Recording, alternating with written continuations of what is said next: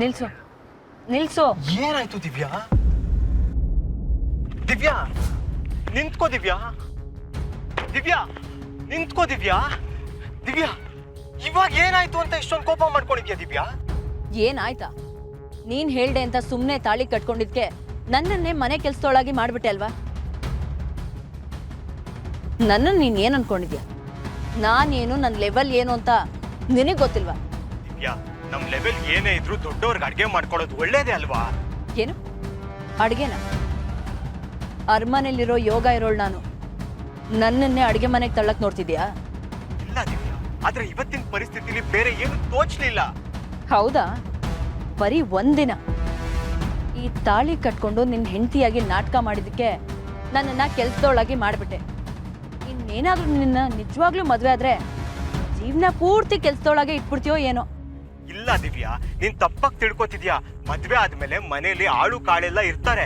ಇವತ್ತೇನೋ ದೊಡ್ಡಪ್ಪನ ಮನೇಲಿ ಆಳು ಬಂದಿರ್ಲಿಲ್ಲ ಅಂತ. ಬಂದಿರ್ಲಿಲ್ಲ ಅಂತ ನನ್ನನ್ನೇ ಕೆಲ್ಸದೊಳಗೆ ಮಾಡ್ಕೊಂಡ್ಬಿಟ್ರ? ನನ್ನ ನೋಡಿ ನಿನಗೆ ಅಯ್ಯೋ ಪಾಪ ಅನ್ಸಿಲ್ವಾ? ನೀನು ಹೋಗಿ ಆ ಮುತ್ಕುನ್ ಜೊತೆ ಕುಡಿತಾ ಕೂತಿದ್ಯಲ್ಲ.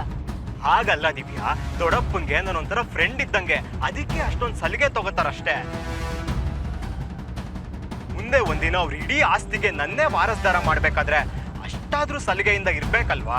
ನಿನ್ನ ಹತ್ರ ಸಲಿಗೆ ಇರೋದೇನೋ ಓಕೆ, ಆದ್ರೆ ಮನೆಗೆ ಮೊದಲನೇ ದಿನ ಸೊಸೆ ಬಂದಾಗ ಏನಾದ್ರೂ ಸಿಹಿ ತಿಂಡಿ ಮಾಡು ಅಂತಾರೆ. ಅದನ್ನ ಬಿಟ್ಟು ಕುಡ್ಕೊಂಡು ನೆಂಚ್ಕೊಳಕ್ಕೆ ಕಬಾಬ್ ಮಾಡು, ಪಕೋಡ ಮಾಡು ಅಂತ ಯಾರೂ ಹೇಳಲ್ಲ. ನನಗೆ ಯಾಕೋ ಇದು ಸರಿ ಕಾಣಿಸ್ತಿಲ್ಲ.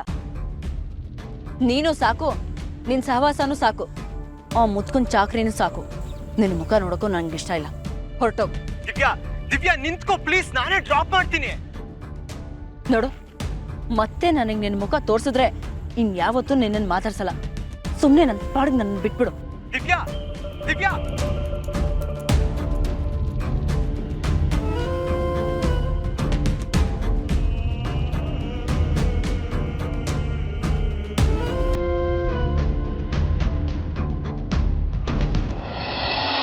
ನೋಡ್ದಪ್ಪ ಮೈದಾ, ನಿನ್ಗೆ ಗೊತ್ತಿಲ್ದಂಗೆ ನಿನ್ನೊಳಗೊಬ್ಬ ಹೀರೋ ಇದ್ದಾನೆ. ಆ ಹೀರೋ ಆಚೆ ಬರಕ್ಕೆ ಅಕ್ಕ ಬಂಡೆ ಕಾರಣ ಆಗ್ಬೇಕಾಯ್ತು. ಎಲ್ಲ ವಿಧಿ ಲಿಖಿತ.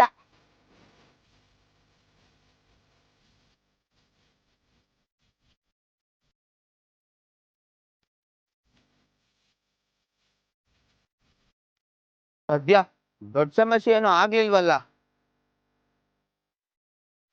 ಇವಾಗಾದ್ರೂ ಹೇಳು ಸತ್ಯ, ಏನಿದೆಲ್ಲ? ಏನ್ ಈ ಪೇಪರ್ಸು? ಹೇಳ್ತೀನಿ, ಆದ್ರೆ ಇಲ್ಲಲ್ಲ, ನಮ್ಮ ಏರಿಯಾದಲ್ಲಿ. ನಿಮ್ ಏರಿಯಾದಲ್ಲ? ಹೌದು. ನೀನ್ ಇಷ್ಟೆಲ್ಲ ಸಾಹಸ ಮಾಡಿ ಸಹಾಯ ಮಾಡಿರೋ ವಿಷಯನ ನಮ್ಮ ಏರಿಯಾದಲ್ಲಿ ಎಲ್ರಿಗೂ ಹೇಳ್ಬೇಕಲ್ವಾ? ಅದಕ್ಕೆ ಅಲ್ಲೇ ಹೇಳ್ತೀನಿ. ಸರಿ, ಆಗಿದ್ರೆ ನಾವು ಡ್ರೆಸ್ ಚೇಂಜ್ ಮಾಡ್ಕೊಂಡ್ ಬರ್ತೀವಿ. ಅದೇನ್ ಹೇಳ್ಬೇಕು ನಿಮ್ ಏರಿಯಾದಲ್ಲಿ ಹೇಳು.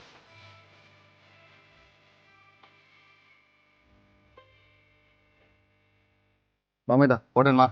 ಕೇಳ್ತಿಯಲ್ಲೋ, ಮೊದ್ಲು ಈಗ ಜಾಗ ಖಾಲಿ ಮಾಡ. Baby, thanks. ಓಕೆ.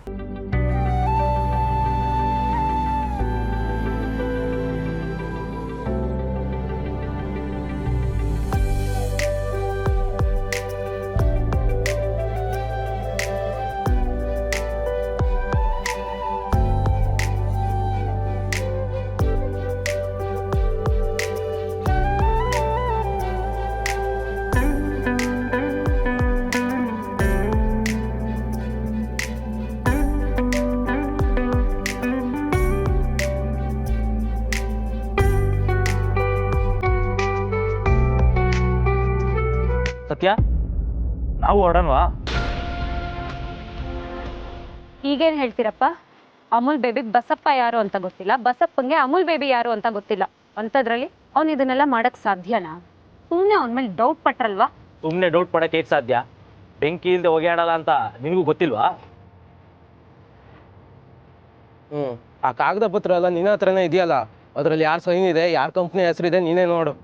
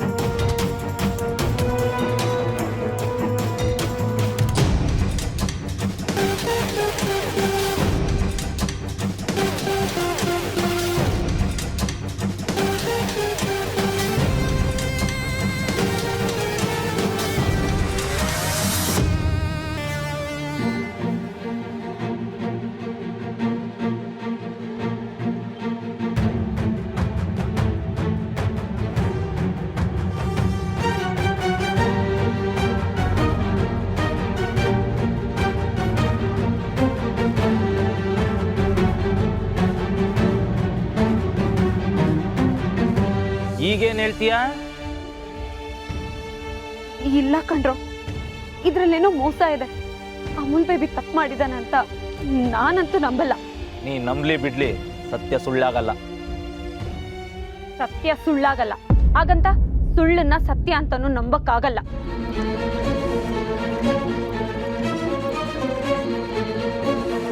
ಅದೇನೇ ಇದ್ರು ಆಮೇಲೆ ಮಾತಾಡೋಣ. ಮೊದ್ಲು ಈ ಪತ್ರ ಎಲ್ಲ ನಮ್ಮ ಜನಕ್ಕೆ ಕೊಡಬೇಕು. ನಾವಿಲ್ಲೇ ಇದ್ರೆ ಆ ಬಸಪ್ಪನ ಕಡೆಯವರು ಮತ್ತೆ ಅಟ್ಯಾಕ್ ಮಾಡ್ಬೋದು. ನಡೀರಿ ಹೋಗೋಣ.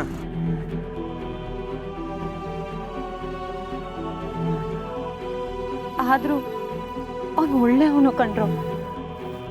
ನನ್ನ ಮನಸ್ಸು ಅವನನ್ನು ಬಿಟ್ಕೊಡ್ತಿಲ್ಲ.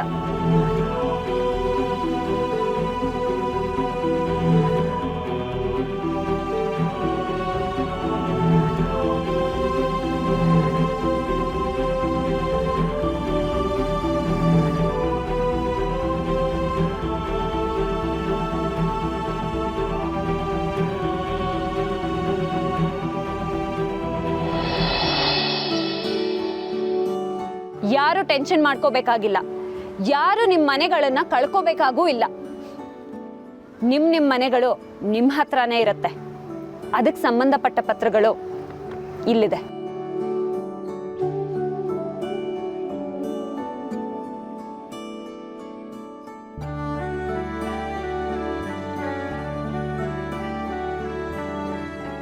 ಸತ್ಯ, ಏನ್ ಹೇಳ್ತಿದೀಯಾ? ಲಾಯರ್ ಹೇಳಿರ್ಲಿಲ್ವಾ, ನೀವ್ ಸೈನ್ ಹಾಕಿರೋ ಪತ್ರಗಳು ವಾಪಸ್ ತಂದ್ರೆ ನಿಮ್ ಮನೆ ನಿಮಗ್ ಸಿಕ್ದ ಹಾಗೆ ಅಂತ?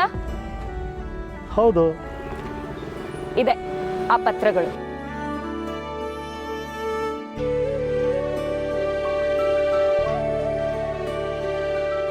ಹರಸಿ ಆರತಿ ಮಾಡಿ ಬರ್ತಾಳೆ